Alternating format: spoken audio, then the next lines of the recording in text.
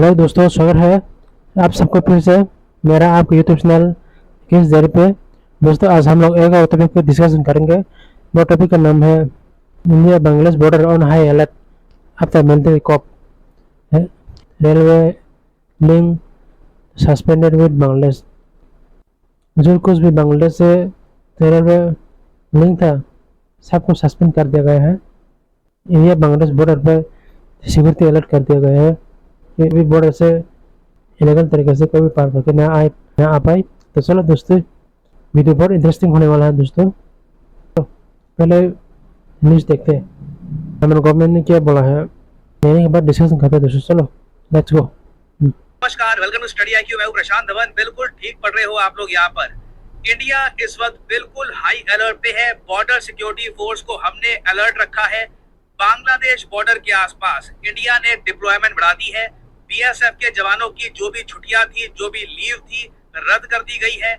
हम इंश्योर कर रहे हैं आज के समय कि बांग्लादेश इंडिया बॉर्डर पे कुछ अनहोनी ना हो जाए, क्योंकि बांग्लादेश इस वक्त जो बन चुका है हमें पता नहीं है क्या बांग्लादेश एक डिक्टेटरशिप जेन्युइनली बन चुकी है, क्या अब यहाँ पर एक मिलिट्री राज चलेगा और बस एक पपेट गवर्नमेंट बिठा दी जाएगी जिस तरीके से पाकिस्तान में होता है। We do not know. और इसलिए अभी के लिए फॉर द टाइम बीइंग जो भी रेलवे नेटवर्क है बिटवीन इंडिया एंड बांग्लादेश, इसे सस्पेंड कर दिया जा चुका है। मैं आपको बता दूं, 8 से ऊपर रेलवे लाइंस है बिटवीन इंडिया एंड बांग्लादेश, सब की सब इस वक्त सस्पेंड कर दी गई है।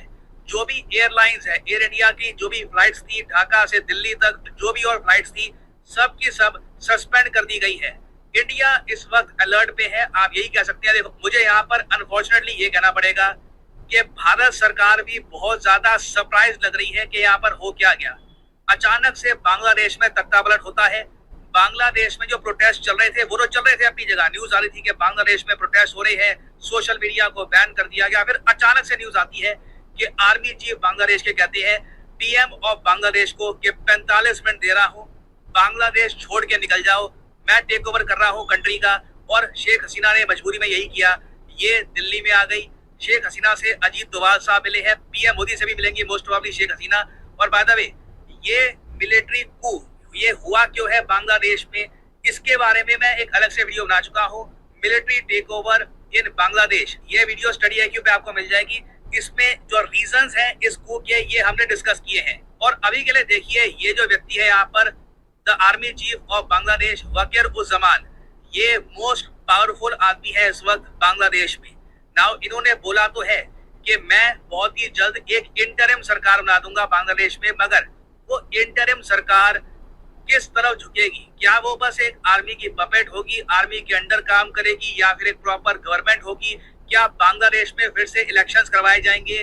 No one knows. सिचुएशन इतनी खराब है कि यूएसए ने भी अपने नागरिकों को ये कह दिया है कि आप अगर बांग्लादेश में हैं तो जल्द से जल्द बाहर निकल जाइए। और मुझको यहाँ पर एक बात ये भी ऐड करनी पड़ेगी कि बांग्लादेश की जो आर्मी है, इनका इतिहास रहा है, काफी बार इन्होंने अपनी सरकार को ओवरथ्रो करने का प्रयास किया है।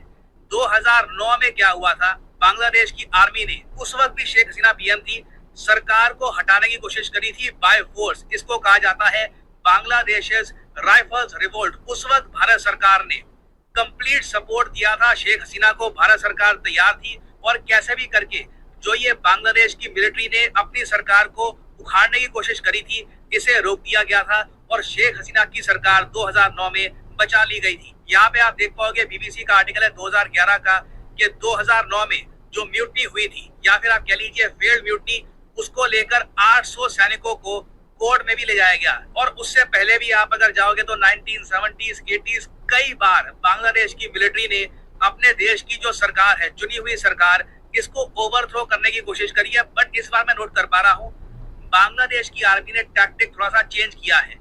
इन्होंने जनता को थोड़ा सा आगे कर दिया प्रोटेस्ट के नाम पर, और वेट किया कि कब सरकार कमजोर हो जाए, और फिर अचानक से पीएम को बोल दिया get out of the country. अब बांग्लादेश की आर्मी ओवरटेक यहाँ पर कर रही है। और बांग्लादेश की डेमोक्रेसी का इस वक्त क्या हाल है, ये मैं आपको दिखाना चाहता हूँ।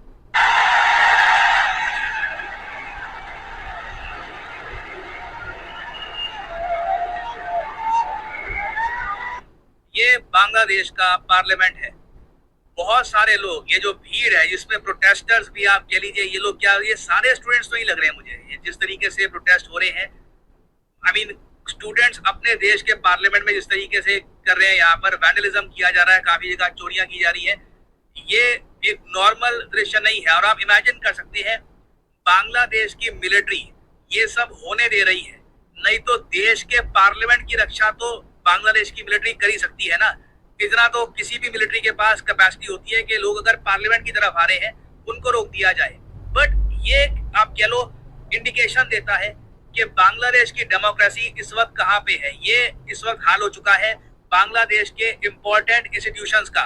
और अगर आप सोच रहे हैं कि ये सब प्रोटेस्ट तो रिजर्वेशन के अगेंस्ट हो रहा था, उसी की कंटिन्यूएशन है ना, जो कोटा के अगेंस्ट प्रोटेस्ट हो रहा था। देखो बांग्लादेश में रिजर्वेशन के अगेंस्ट प्रोटेस्ट हुआ, सुप्रीम कोर्ट ऑफ बांग्लादेश ने बांग्लादेश में बहुत सारा कोटा हटा दिया, मगर उसके बाद भी लगातार जो ये प्रोटेस्ट हुआ है। और सबसे बड़ी बात, शेख मुजीबुर रहमान, शेख हसीना के पिताजी, जिनको कहा जाता है बंगबंधु, जिन्होंने मेन रोल निभाया था बांग्लादेश को पाकिस्तान से अलग करने में, बांग्लादेशियों को इकट्ठा करने में, इनके पुतले ऑल ओवर बांग्लादेश तोड़े जा रहे हैं। ये जो दृश्य है इधर आप देख पाओगे, ये एक और दृश्य यहाँ पे आप देख पाएंगे। ये शेख मुजीबुर रहमान की जो भी कुछ यहाँ पर ये मॉन्यूमेंट है, जो स्टैचूज है, उनको पत्थर मारे जा रहे हैं, फिर बुलडोजर से इस तरीके से तोड़ा जा रहा है। ये बहुत कंसर्निंग है। ऑलमोस्ट आप कह लीजिए एक नया बांग्लादेश बनाने की कोशिश की जा रही है कि पुरानी आइडेंटिटी वगैरह सब पीछे कर दो, अब नए तरीके से कंट्री को बनाया जाएगा। और मैं उम्मीद करता हूँ कि बांग्लादेश के जो आम नागरिक हैं ये समझ पाए कि इनका देश कहाँ जा रहा है। इन्होंने बड़ी मेहनत से पाकिस्तान से भी ज्यादा इकोनॉमिक प्रॉस्पेरिटी हासिल करी थी। इनकी करेंसी जो है टका, ये पाकिस्तानी रुपये से भी आगे निकल गया था। इकोनॉमिकली बांग्लादेश के जो एक्सपोर्ट्स हैं ये भी काफी अच्छा कर रहे थे। अब जिस रास्ते पे ये निकल पड़े हैं, इन्वेस्टर्स ये सब कैसे देखेंगे इसको। इंडिया ने तो वैसे ही अभी रेलवे नेटवर्क सस्पेंड कर दिया है, फ्लाइट सस्पेंड कर दी है। दुनिया ये सब कैसे देखेगी। ऑब्वियसली पॉलिटिकल इंस्टेबिलिटी की साफ साफ यहाँ में झलक आती है। एक बहुत ही ज्यादा कंसर्निंग दृश्य है ये। एंड आई होप कि बांग्लादेश की जो जनता है यहाँ पे बहुत ज्यादा सफर ना करे, क्योंकि जिस रास्ते पे ये लोग निकल चुके हैं लगता नहीं है कि लॉन्ग टर्म में इनको फायदा होगा इससे। और अगर यहाँ पे आपका एक सवाल ये है कि बांग्लादेश से अगर मान लो बहुत सारे लोग भारत की तरफ आते हैं, कहते हैं कि हमको शरण दो, हमें बचा लो, जो वहाँ पे हो रहा है हम उसको लेकर बहुत चिंतित, हम क्या करेंगे। आपको याद होगा वेस्ट बंगाल की चीफ मिनिस्टर ने कैटेगोरिकली कहा था कि अगर बांग्लादेश में आपदा आती है, कुछ दिक्कत आती है, तो वहां से लोग अगर इंडिया की तरफ आते हैं शरण के लिए तो इंडिया में उनको शरण दी जाएगी। नाउ ममता बनर्जी ने भी ये बात अपनी स्टेटमेंट सही कर ली है। ये कह रही है कि will support whatever decision central government takes. और मेरे हिसाब से ये बिल्कुल सही स्टांस है भी। Situation is very serious. जो हम देख रहे हैं बांग्लादेश में कई दशकों में आज तक नहीं देखा। हमें पता नहीं है कि बांग्लादेश में अब होगा क्या। क्या डिक्टेटरशिप चलेगी, मिलिट्री राज चलेगा, बेसिकली अब यहाँ पर होगा क्या। क्या म्यांमार में जो हुआ था अगर वैसा ही हुआ बांग्लादेश में, बाय गॉड मुझे सच में बुरा लग रहा है। जो इन लोगों ने इकोनॉमिक तरक्की करी थी, जो इतना सारा ये लोग आगे निकल गए थे, सब कुछ मिट्टी हो सकता है। इट इज सैड टू सी। मैं सिंपली यहाँ पर यही कहूंगा, होपफुली सिचुएशन बांग्लादेश में कंट्रोल में आ जाएगी, डेमोक्रेसी यहाँ पर रिस्टोर हो जाएगी और मिलिट्री राज लंबे समय तक नहीं चलेगा। इस टॉपिक से रिलेटेड कुछ अपडेट्स आती हैं तो मैं आपके लिए बाद में अपडेटेड वीडियोस लाता रहूंगा। और फाइनली आप लोगों से मैं यहाँ पे एक सवाल पूछूंगा। बांग्लादेश में एक पोर्ट है बंदरगाह मोंगला पोर्ट। इस टॉपिक से रिलेटेड मैं वीडियोस बना चुका हूँ। आपको बताना है कि मोंगला पोर्ट का एक टर्मिनल, इसके ऑपरेशनल राइट्स हाल ही में किस कंट्री को दिए गए थे। ना मैं ये भी सोच रहा हूँ मोंगला पोर्ट में जो दिए गए थे राइट्स, ये भी वापस तो नहीं ले लिए जाएंगे। बहुत सीरियस हो रहा है आज के समय जो बांग्लादेश में जो सिचुएशन है, इट इज वेरी कंसर्निंग।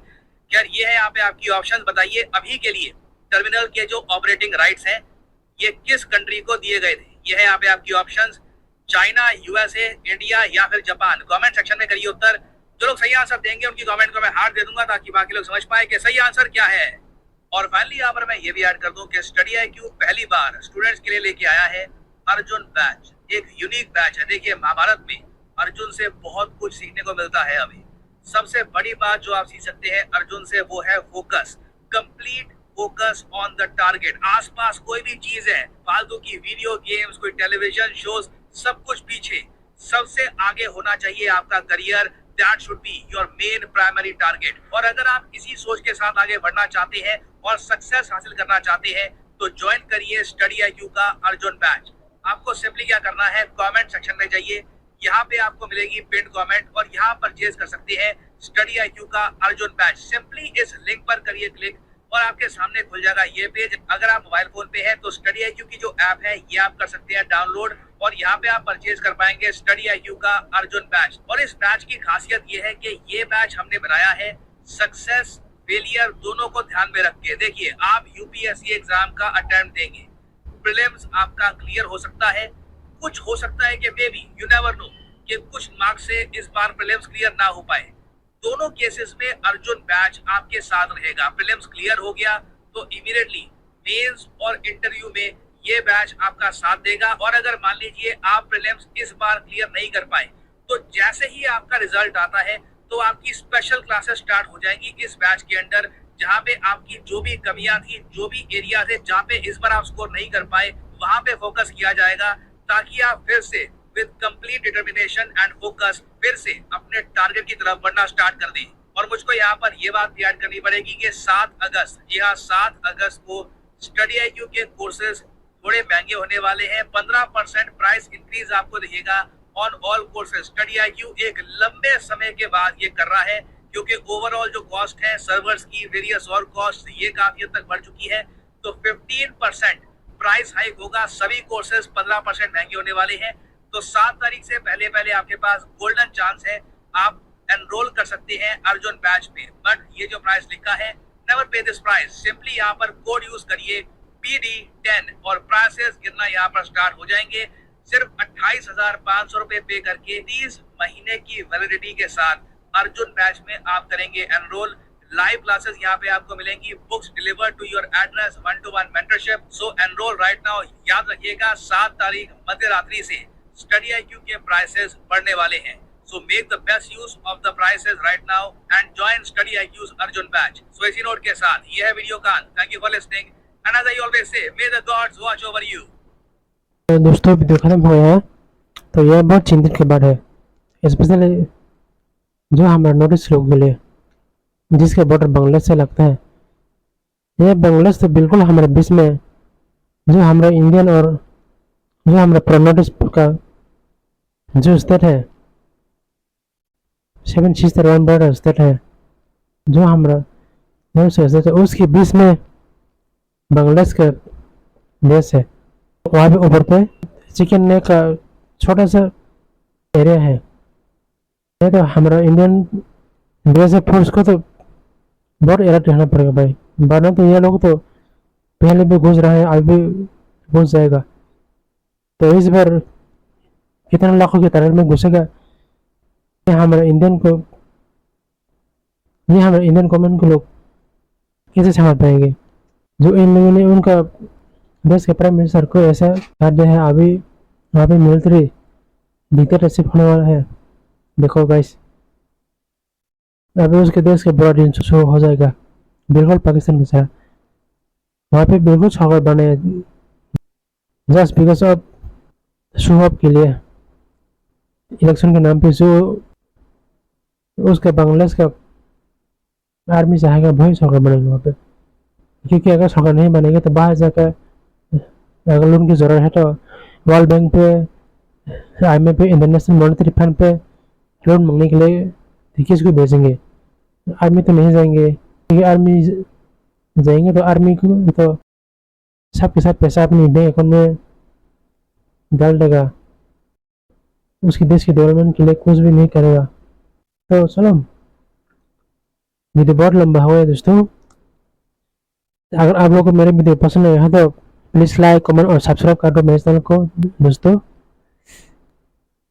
मैं आप लोगों से मिलता हूँ नेक्स्ट वीडियो में, तब तक के लिए जय हिंद, भारत माता की जय हो।